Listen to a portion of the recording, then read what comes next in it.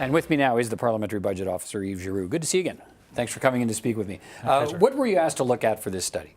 So parliamentarians asked us to look at the three various regimes that apply to veterans over the years or that will apply to veterans starting April 1st, 2019, and compare the cost to the government and the benefits available to veterans under all three regimes. Okay, let's start with the people at the receiving end. Let's start with the veterans. What's the bottom line here? What's the support program would actually be best for the men and women who end up being disabled because of their careers in the Canadian military?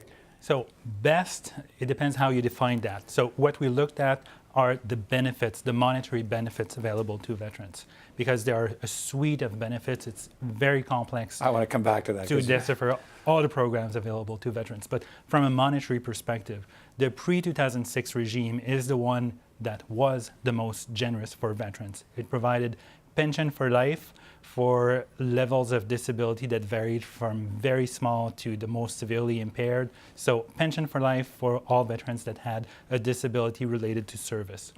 The second most generous program is the one that will apply to veterans starting April 1st, 2019, because it reinstates in good part the pension for life component for disability-related benefits. But it's not as generous as pre-2006. No, it's still 40% less generous or expensive for the government, if you will, compared to the pre-2006 regime. And what's the case with the most seriously injured veterans?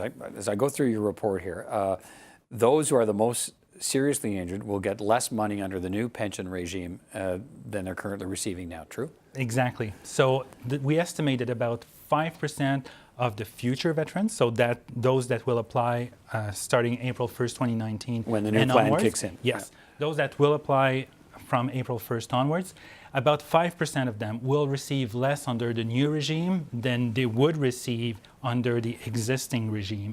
And that's the most severely disabled veterans with the lowest potential for earnings on their own. So these will be removed from, or will no longer be eligible for the career impact assistance, right. Long program, yep. And that's about $1,000 a month because of the rejigging of their programs and the benefits for veterans. So, and about half of them will lose on average $300,000 over their lifetime. So well, it's a significant, yes, yeah, it's no a lot of money. The Liberals during the election had promised to go back to the Pension Act. That was the campaign promise. That's not what this is. I think your numbers reveal today that it's not as generous as pre-2006, the old Pension Act. Did your examination include asking why departmental officials were adopting this new approach, this pension for life system, different than 2006, different than what's been in place for 2006? Why were these changes being made? No, we didn't ask why. That was not part of the question that parliamentarians asked us to look into. But looking at the numbers in our report, you can see that if we were to go back to the pre-2006 regime, that's the Pension Act, pension for life for virtually everybody with a disability, it would cost a significant amount of money. So we estimate that the hit on the fisc from returning to that regime would be anywhere between $10 and $20 billion in the first year it would be implemented because of the actuarial cost, the net present value. Okay, so let's drill down on that a little bit. Look at the cost of each system you examine for the government. What's the difference? So just so people have a clear picture of what the old system would cost today, what the system they have now costs, and what the new one's going to cost. Okay. So different regimes have different ways of compensating veterans. For example, pension for life, monthly stream of income throughout the lifetime of veterans. Fast forward to 2006, lump sum amounts. So to compare a lump sum versus monthly income for life, we had to put all that in a net present value. So what's the value today of all these different streams of income? So if you do that, you come to the conclusion that the Pension Act, so pre-2006, had a cost for current vets and those that will apply between now and 2023, which we're asked to look at, $50 billion on a net present value. So it looks like a big number, but that's the cost of ensuring benefits throughout their lifetime of all the current veterans as well as those until 2023. Pension Act, $50 billion. The current regime, in place since 2006, the new Veterans Charter, has a different name now, $29 billion. So you go from $50 to $29 billion. And to be clear, these are all savings and cost to the government. Yeah. That's the way to measure this, Yes. right? Yeah. And the regime that will be in place as of April 1st, $32 billion. So you go from 50 to 29 to 32.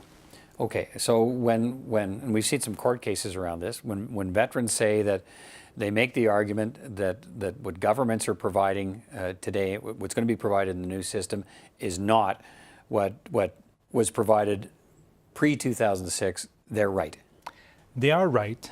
However, when you asked me earlier, what's the best benefit or program for veterans?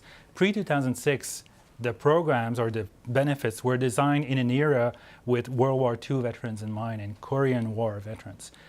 In a period where there were fewer social services, healthcare system was not very well developed, so that was developed with that in mind.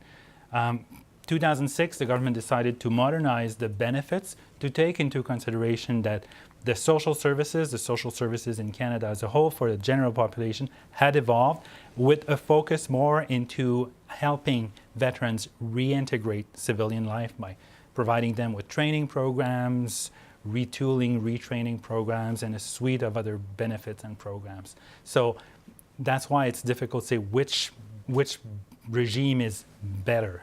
It's designed with different perspectives in mind. Okay, let's finish on this. You've had a chance to look at the various systems of benefits, and that's what we're talking about today. Every time I talk to veterans, there's complaints about the way the benefits work, distribution, accessibility, so on.